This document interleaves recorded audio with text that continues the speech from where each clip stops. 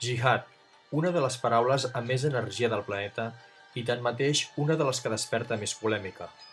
En aquesta sèrie de 8 capítols llegirem i analitzarem les paraules de l'Alcorà generós a la llum dels clàssics per descobrir com entén l'Alcorà el dret a la defensa. La jihad és només per defensar-se d'un atac? Existeixen dos islams, un pacífic i un altre violent? Com argumenten els terroristes? Aquestes són algunes de les preguntes que respondrem al final d'aquesta sèrie mentre anem interpretant totes aquestes aleies, 64 en total, a través d'un anàlisi lingüístic i històric fins a l'actualitat. Jihad, jihad. Llegim l'Alcorà, capítol 1.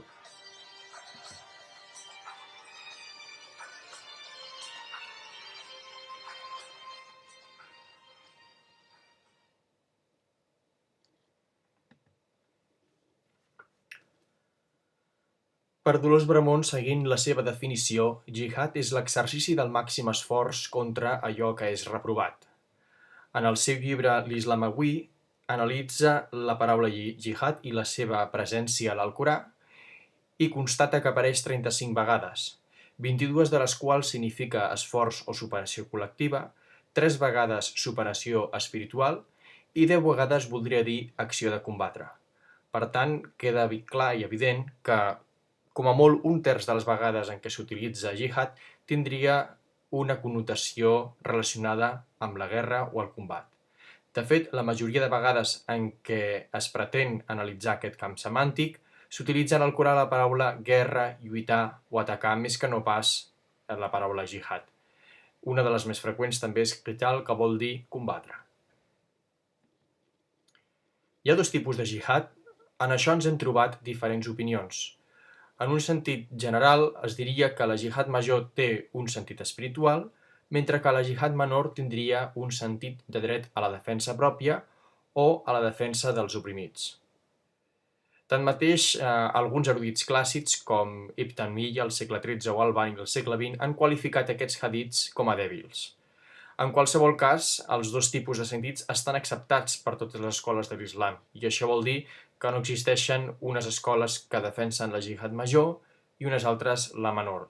Totes les escoles de jurisprudència i totes les escoles interpretatives de l'Alcorà accepten els dos tipus de jihad, fins i tot les escoles místiques o les tendències més espirituals.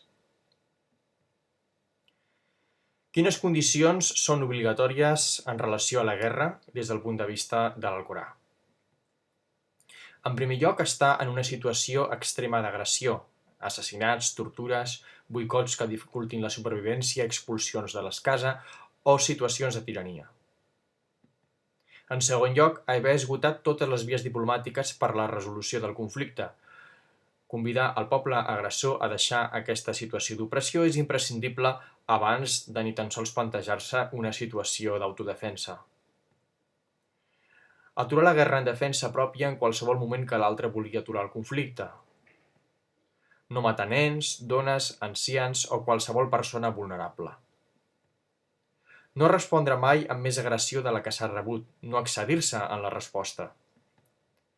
Atendre els presoners amb dignitat, oferint-los l'oportunitat de penedir-se i no cremar terres ni perjudicar la natura del poble opressor, ja que el planeta és de Déu, són algunes de les condicions que l'Alcorà considera necessàries per una eventual resposta en autodefensa. Per què el terrorisme no és compatible amb l'Alcorà? En primer lloc, perquè s'ataquen persones que no tenen una responsabilitat sobre les injustícies que cometen els polítics. De fet, cal una feina educativa sobre el concepte de democràcia i les responsabilitats polítiques, com per exemple l'abús de les fal·làcies o la generalització d'algunes valoracions en relacions polítics, el concepte de democràcia, de l'empoderament i altres conceptes que serien fonamentals a l'hora d'entendre i de debatre sobre aquests conceptes.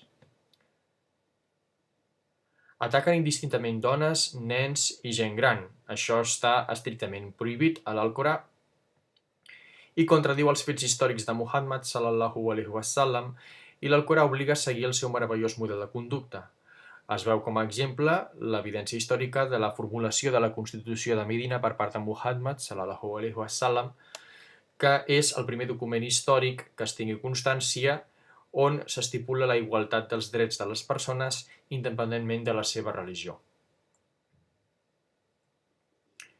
Així doncs, podem començar ja a analitzar les aleies, que les dividirem en 4 blocs en cada secció.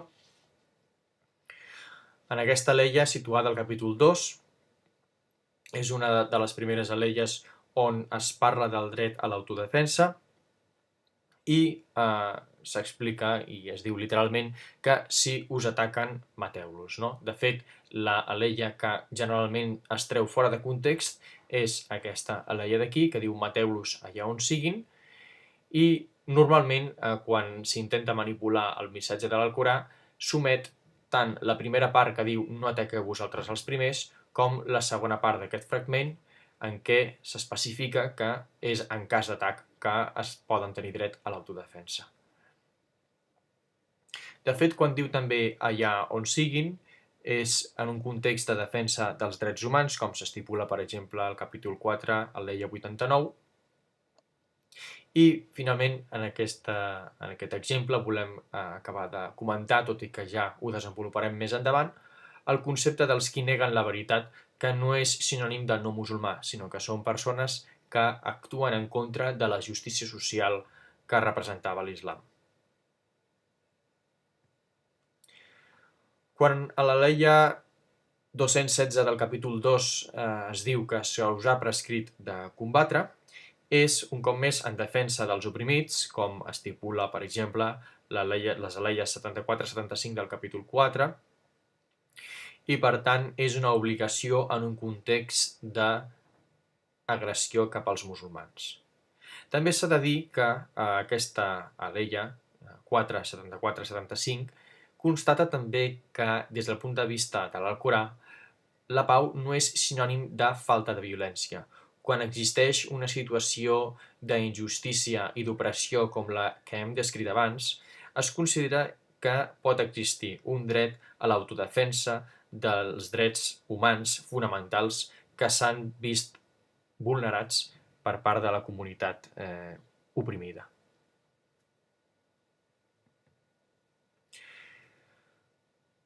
A 2.244 diu lluiteu per Déu. En aquest sentit, considerem totalment errònia una traducció on hi hagi uns signes d'exclamació. Sí que és cert que hi ha una indignació, però el to general de l'Alcorà és un to serè i, per tant, no es recomana aquests signes d'exclamació que no estan en les traduccions habituals que hem esmentat al principi. I moltes vegades també es treu un cop més fora de context. Si anem 2 aleies després, ens trobarem en negreta aquí marcada aquesta afirmació, en aquest cas una pregunta retòrica, no? I per què no hauríem de lluitar per la causa d'Al·là quan hem sigut apartats de les nostres cases i dels nostres fills? Fixem-nos com en aquest cas és una agressió cap als drets fonamentals, al dret de l'habitatge, que es considera fonamental a l'islam, i evidentment implica una agressió física.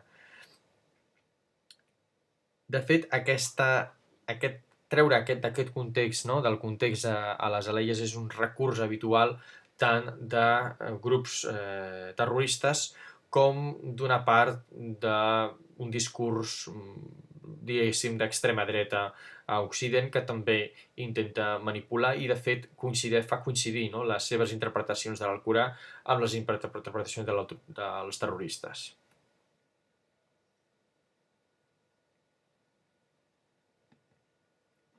L'última aleia que volem comentar en aquest primer capítol és la sura 4, versicles 89-90, on torna a repetir aquesta idea de mateu-los on sigui que els trobeu i un cop més es treu fora de context. El context històric que hi ha darrere d'aquesta aleia és el trencament d'un pacte amb els politeistes del moment que s'havien negat a pagar uns impostos que implicaven una redistribució de la riquesa i, per tant, qüestionaven els seus privilegis. També tenim aquesta expressió de la crida de Déu. Quan es parla de Déu a l'Alcorà no és només simplement com qui té un carnet en un club de futbol, sinó que Déu representa una sèrie de valors i, Per tant, quan es diu en compliment de la cria de Déu és en compliment d'una sèrie de drets humans fonamentals que cal defensar. Quan es parlen dels confidents o aliats, moltes vegades es tradueix de manera errònia com a amistat. Auliya en àrab significa això, confident o aliat, i per tant és un poble que ha decidit fer un pacte amb els musulmans en pro del benefici social d'una sèrie de condicions que garanteix un respecte cap als drets fonamentals, que evita l'extrema pobresa, que garanteix el dret a l'habitatge, etc. Finalment, la part que tenim en cursiva, doncs el que especifica és que no hi ha cap problema en declarar-se neutral quan l'altra persona o l'altra comunitat tenia un pacte previ amb els musulmans, o bé hi havia una relació personal, també, alguns intèrprets especifiquen que quan hi ha una relació personal amb aquesta persona tens dret a mantenir-te neutral. Però qui no es pot mantenir neutral en aquest sentit és la comunitat, i per tant quan s'infringeixen els drets humans la comunitat té l'obligació de defensar els oprimits. Continuarem en el primer capítol i només en aquest episodi deixarem una mica la constància d'algunes de les fonts bibliogràfiques i dels tafsirs i de les traduccions de l'Alcorà que farem servir.